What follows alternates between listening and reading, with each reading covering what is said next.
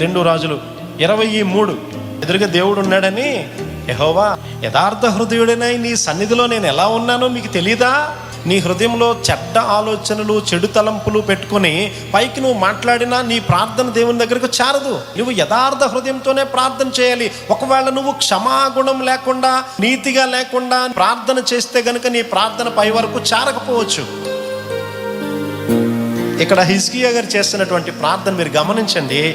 యెహోవా యథార్థ హృదయుడనై, నేను యథార్థ హృదయుడిని అని ఆయన మాట్లాడుతూ ఉన్నాడు. చూడండి, ప్రతి పరిస్థితిలో కూడా దేవునికి నమ్మకంగా జీవించిన వాడుగా హిజ్కియా గారు మనకి ఇక్కడ కనబడుతూ ఉన్నాడు. యథార్థత అంటే పాపం జోలికి పోకుండా తన ప్రవర్తనను కాపాడుకుని ఆయన యథార్థ హృదయంతో దేవుని సన్నిధిలో ఉన్నాడు.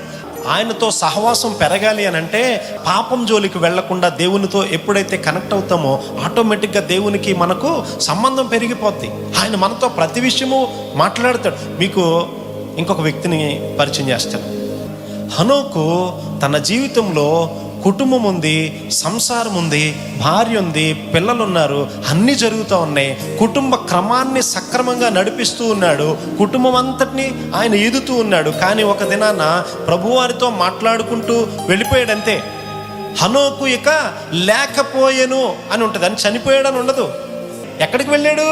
దేవునితో మాట్లాడుకుంటూ వెళ్ళిపోయాడు, మర్చిపోయాడు. ఇంకా మిగతా విషయాలన్నింటినీ ప్రక్కన పెట్టేశాడు. దేవునితో మాట్లాడుకుంటూ వెళ్ళిపోయాను గనుక అతడిక లేకపోయాను.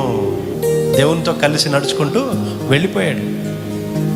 దేవునితో ఫ్రెండ్షిప్ ఆయనకు అలా ఉంది.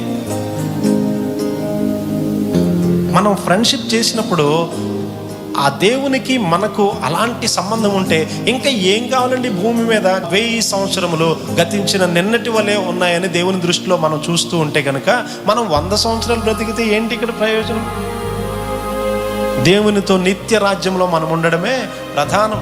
ప్రార్థనలో మనం ఏం చేయాలి అంటే యథార్థంగా ఉండాలి. ఒక విషయాన్ని మనం ఆలోచన చేస్తే ఏం కావాలో మనం అడక్క ముందే దేవునికి తెలుసు కదా. మన జీవితంలో ఏం కావాలో తెలియదు ఆయనకి, మనకేమి ఇవ్వాలో ఆయనకి తెలీదా? ప్రతిదీ తెలుసు. కానీ మనం అడిగేది కూడా ఎలా ఉండాలి అని అంటే చాలా ధర్మంగా ఉండాలి. దేవా నాకు ఇది కావాలి అని అడిగితే ఆయన తప్పకుండా మనకు అనుగ్రహిస్తాడు. మనం యథార్థంగా అడుగుతున్నామా లేకపోతే మనసులో కపటముతో అడుగుతున్నామో దేవునికి తెలీదా? అందుకే యథార్థ హృదయుడనై ఆయన ధైర్యంగా మాట్లాడగలుగుతున్నాడు. నేను యథార్థంగా ఉన్నాను నీ సన్నిధిలో, నేను ఎలాంటి వాడినో నీకు తెలీదా ప్రభువా? ధైర్యంగా మాట్లాడుతూ ఉన్నాడు.